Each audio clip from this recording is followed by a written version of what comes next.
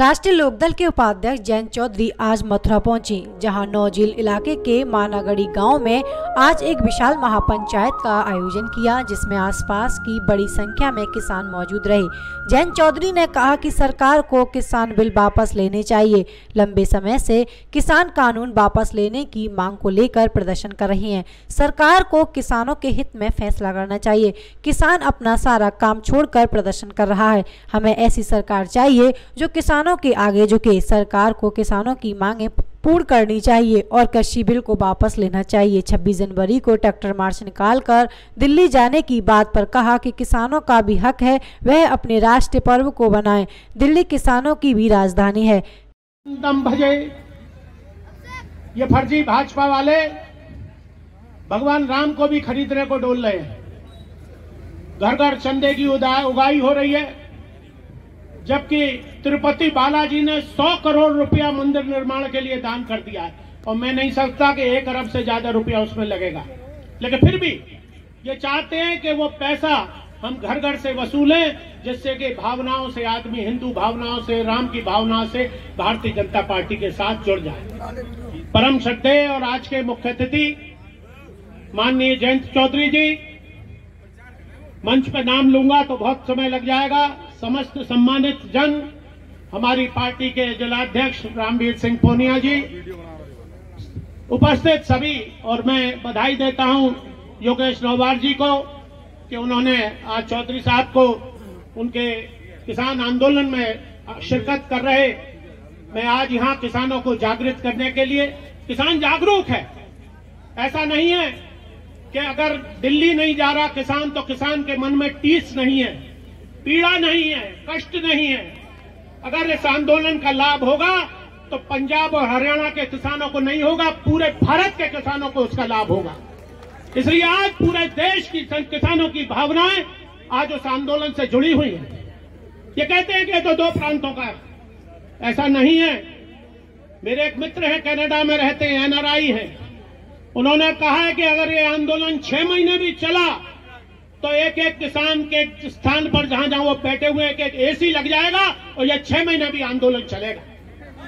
कल ऐसा लगा है कि कुछ सरकार पीछे आई है, कुछ कदम उसने पीछे खींचे हैं और ये कहा है कि हम लोग इसे 1.5 साल स्थगित कर देंगे। स्थगित नहीं चाहिए, वापस चाहिए। ये वापस होना चाहिए काला कानून। ये किसान विरोधी है। किसानों के इतने संगठन थे, उनसे किसी से वार्ता नहीं की।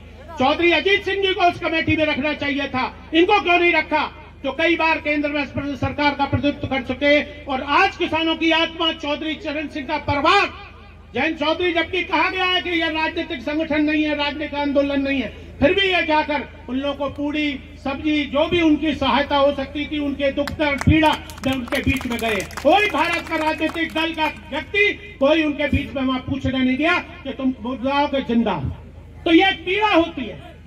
हर चीज को राजनीति से और वोटों से नहीं जोड़ना चाहिए। आज किसान की पीड़ा इस देश की देश की पीड़ा है और यह आज देश का आंदोलन नहीं है, यह अंतर्राष्ट्रीय आंदोलन है।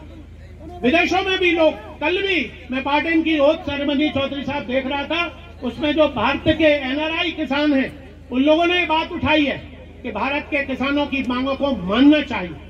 तो आज यही मोदी जो जब जाके कह रहा था कि अब की बार ट्रंप सरकार, तो ट्रंप हार गया और कल हवाई जहाज में उड़ के भाग गया।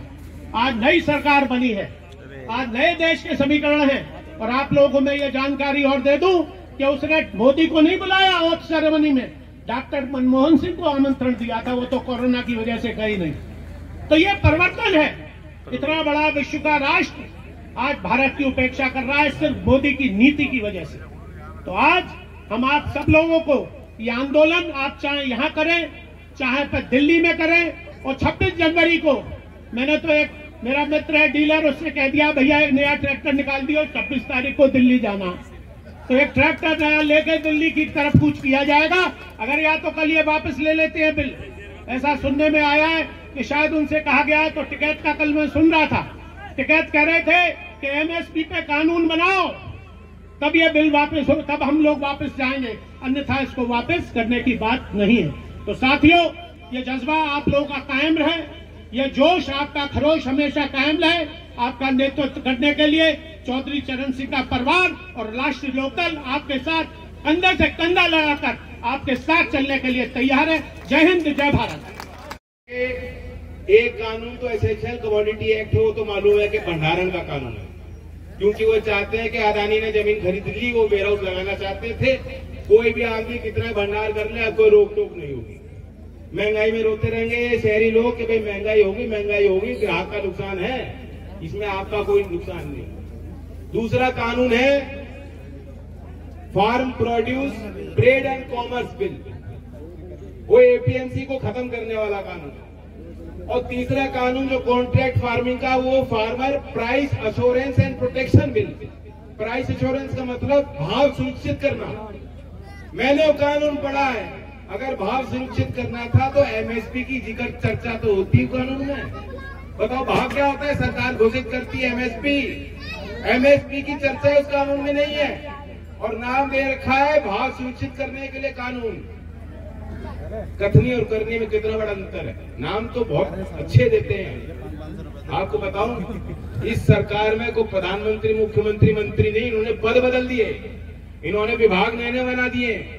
गुजरात के एक मुख्यमंत्री रूपाणी जी, वो मुख्यमंत्री नहीं है, वो फल सब्जी के नामकरण के पंडित हैं। योगी जी मुख्यमंत्री नहीं, वो लव जहाज के इंस्पेक्टर हैं और मुगल हिस्ट्री डिपार्टमेंट के प्रोफेसर हैं। हाँ, अमित शाह गृह मंत्री नहीं, वो घर से निकाला मंत्री हैं। और मोदी जी फकीरी डिपार्टमेंट के हेड हैं, फकीरी डिपार्टमेंट। तो सामान्य सरकार नहीं है, इन्होंने सारे अपने अलग अनोखे काम करने हैं। अब ये बताया आपको कि भाव सुनिश्चित होगा, कानून में भाव की बात नहीं। बताओ